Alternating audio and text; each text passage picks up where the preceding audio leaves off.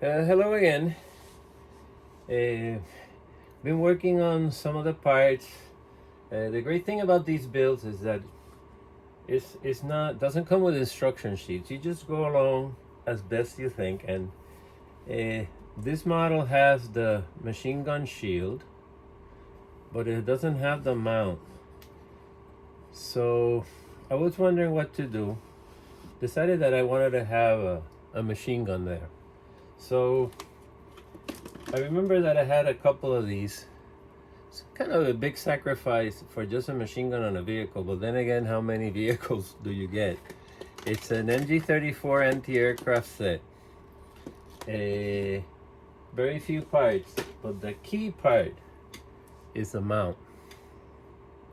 This little thing. I have tons of machine guns, tons of extra ammo, but this piece where the machine gun gets hooked to the base. I only have this one and another one. Then the tripod mount was a very complicated piece. I removed the front area, sanded it down with a Dremel. They made this flat area here on the back. So that is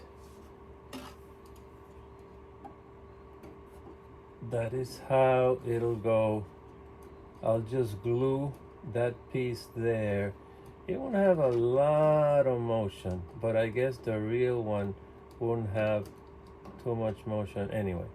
But at least the machine gun, I'll have to sander it, and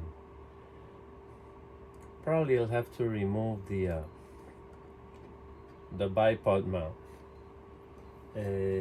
because it kind of hinders the entrance there. I just put it with a regular drum ammo thing here for the MG34. Well, that's where we're going with this. I'll have to remove the unless it goes the other way around. I don't think so. No, it won't fit that way. So the bipod mount will have to go. I think for an early 1943 tank to have still an MG34 is okay. You see some of these MG34s on vehicles later in the war too. So I have to see how it looks in some pictures, and see how I remove the bipod on the machine gun. Next, we'll be shading the top, adding the fittings for all the things that'll go on, repainting some of the Panzer Gray, then do the actual shading. I did a little shading here just when I was doing the shading video.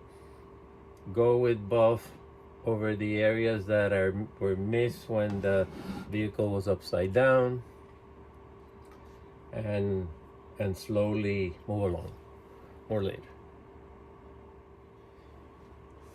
A short update on the previous video with the machine gun.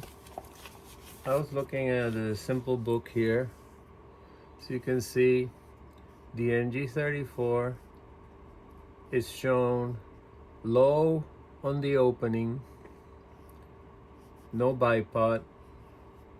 So I removed the bipod from the machine gun, and I already have the mount as I showed in the previous video.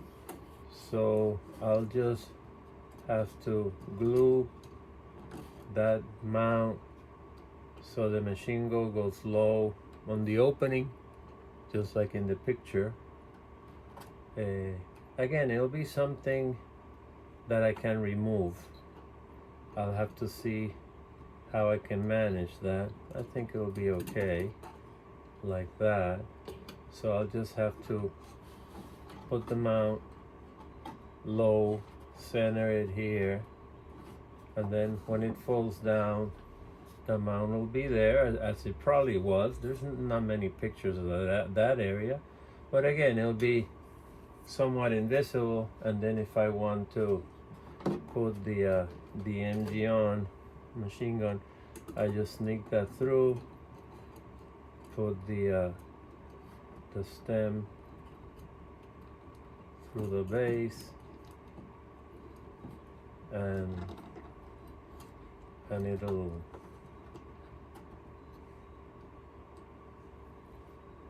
look good. I think it'll add a little bit to the vehicle having the machine gun. I don't think I've ever seen a 1/6 scale Stug with a machine gun mounted. Some more later.